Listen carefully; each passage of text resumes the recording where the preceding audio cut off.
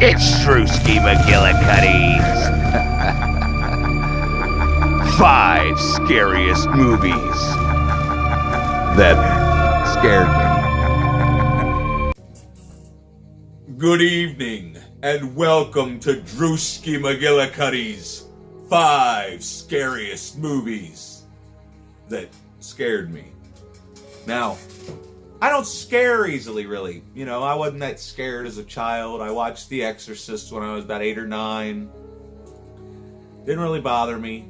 I don't even remember the first time I was actually scared by a movie other than Darby O'Gill and the Little People. I think I might have talked about that in my Q&A video. We'll have to do a review on that someday. But these are the 5 scariest movies that I remember actually being affected. Have you ever been affected by a movie? There's disturbing movies that affect you, but then there's scary movies that affect you and they kind of make you scared. Anyway, we're going to get into it with 2002's The Ring. All right, now, I'll be honest with you. The first time I saw this, I didn't really care for it. I watched it on bootleg on my little 19-inch computer screen back in 2002. You remember Napster and all those torrent sites. Anyway, so I watched the movie. Wasn't that impressed. But then I went to bed that night and had the worst nightmare I've ever had. Now see, look at this image. Now imagine that being all you can see and feeling like you're wet at the bottom of a well and you're trying to scream, but nothing comes out and you can't breathe because you're screaming so hard and nothing's coming out. It's frustrating. So yeah, I woke up, I couldn't even really scream when I woke up, but I was terrified. Needless to say, I watched the movie when it came out on video on my friend's big screen TV, and yeah, it's got some scary imagery, that's for sure, but, being able to watch it and pay attention, yeah, it was something else. Okay.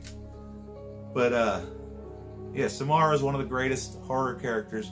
Now, the sequel, I'll watch it every couple decades. It's worth a watch, but not nearly as good as the first. And I'm probably never going to watch Rings unless somebody pays me to. Anyway, we're going to move right along. Everybody. Number 4. Now, don't laugh, okay? Don't laugh, because this is the first movie I can actually remember scaring me as a kid. And that's The Gate from 1987. Little Stephen Dorff, before he was in Blade, and then before he started smoking the blue cigarettes, he was this little kid. I can't remember his name, but yes, I'm definitely going to this is one of my all-time favorite 80s horror movies, or just horror movies in general. Movie scared the shit out of me. Now, these monsters, they look cute, but they're not. And then this scene right here, or I'm going to take up the whole screen, so you got to look at it. Look at this. Are you looking at it? Would you look at it? That's some scary shit. All right. And then, we got this guy. The quality on this, I figured out how to use GIFs. Is that what they're called? GIFs? Yeah, I figured out how to use them. I can't figure out how to rip video yet, but when I do that, then I can just, to make my life easier. But anyway, that's The Gate from 1987. 2 little boys play a record backwards, and it opens up the gates to hell. And, almost forgot about the parents. When the parents come home in this scene, this is the stuff nightmares are made of. Would you just look? Come on now. Would you be able to go to bed after watching this by yourself in the dark? I don't think so. All right. I'm going to move along. We're going to move along again. We're moving along to number 3. Grave Encounters. I know what some of you are probably thinking, especially some of you that probably seen this and maybe thought it was stupid. Maybe you didn't watch it. If you didn't like this movie, you probably didn't watch it in the right set of mind, or whatever. Anyway, when I watched this movie, it was 3 a.m., and I'll be honest, when it first came on, I'm like, because I hate ghost hunters. I hate all those stupid fake shows with their stupid fakeness, okay? And this movie started off just like an episode of Ghost Hunters, and then it gets real. Shit gets real. I mean, some of the CGI is a little hokey, but for the most part, when you're by yourself and, you know, they got a nice ambient music to go along with all the creepy shit going on. And this movie, when it was over, I was terrified. And, like, my bedroom's just right across down there's not really a hall, but it's a thing. It's a foyer. There's a bedroom, and directly out from that, there's a bathroom. I was afraid to go to the bathroom from my bedroom when this was over. I woke my fiance up and said, "Come watch me pee. I'm fucking scared. I can't sleep. Turn all the lights in the house on." Shut up! Anyway, so Grave Encounters. Basically, it's an episode of Ghost Hunters, and they actually find something. Maybe one of these days I'll review that. If you haven't seen this, you watch it with an open mind at 3 a.m. in the dark by yourself, and then try to tell me that shit wasn't scary. All right. And number 2, I'm sure everyone can agree with. Okay? I hope you can't hear this. My dog's over here whining because he's just an all-around bad dog. But we can all agree that The Descent is some scary stuff. Now, this movie I got to see in the theater, and I've been forgetting that Grave Encounters was 2011, if anybody gave a shit. But The Descent from 2005, I mean, has yet to be rivaled. I mean, the sequel everybody thinks is dog shit. I didn't mind it. But this first one, this is on legit scariest movies on it should be on everybody's scariest movie list. I mean, this is just my list. This is just what scared me. You know, we're all different, just like comedy. Different things make different people laugh. Different things scare different people. But I'm sure this scares everybody. Before the monsters even make an appearance, you were sitting in your theater. If you saw this in a theater, you were sitting in your chair, hyperventilating, and when she gets stuck in that cavern as they're going, oh my God, you can't breathe. Everything just gets darker and darker.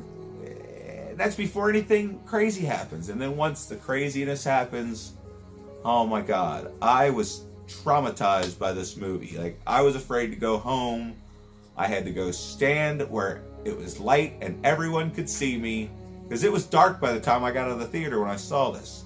And then I didn't see it again until, oh my God, I guess when it came out on video. So this was back before movies came out from the theater to DVD in a 3-month time period. This was back when you had to actually wait like a year. But yeah, absolutely terrifying. Monsters look completely realistic. I mean, it looks like they were humans that evolved and adapted to the darkness. I mean, it's like they were miners or something that got caved in down there. I don't know. But, yeah. Love it. Absolutely love it. Now, the number 1, and I'm sure we can all agree, Pet Sematary from 1989.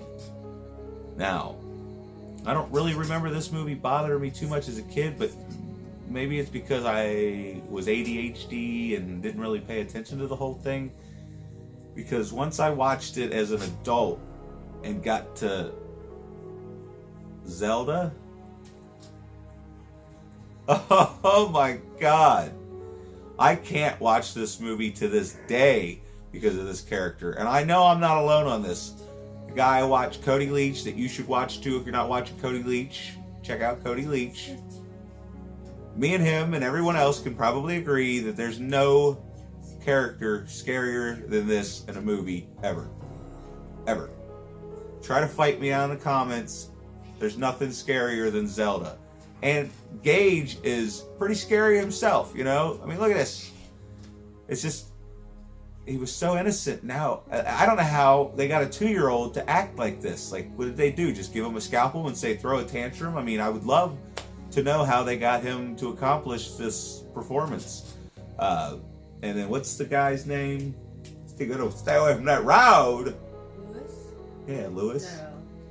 Judge. Anyway, the guy from the Munsters, he was the judge in My Cousin Benny, one of the funniest. Oh, yeah, we'll talk about that. Okay, you're making this movie review or whatever go on too long. All right, so fabulous. Yeah, his death. I should have to find the gift for that. His death was great. Everybody's death is great. This movie is terrifying. I mean, from the special effects makeup, especially the wife when they're making out at the end. Oh my God! And the water dripping out of the prosthetic or whatever the hell it is. It looks so real. It looks so real. I don't know. And then that cat, that fucking cat, man. It looks just like my cat, except fatter. And my cat is just as mean as Church, if not meaner. Like, you should see. It looks like I cut myself. But no, it's just from wrestling with a cat. Anyway, so, Pet Sematary, scariest movie ever made. I don't care what anybody says. And I know The Shining's not on here, but, you know, before you go say, well, what about The Shining? That would have been number 6, okay? Because the only thing that really fucked me up in The Shining is the bathtub scene, room 237, because that old bitch is terrifying. And that's also the only good part of the TV miniseries from back in 1990, whatever. But, yeah. That Cemetery wins, takes the cake. But hey, it still went to a Stephen King adaptation. Anyway, like this video, comment if you want to, subscribe if you can, if you haven't, all that good stuff. And we'll see you next time. And I do hope you enjoyed yourself. I might do this again. I don't know. I'm going to have to review it because, you know, I'm self-conscious. You know, sometimes my dog's making noise in the background. And I'm glad you did.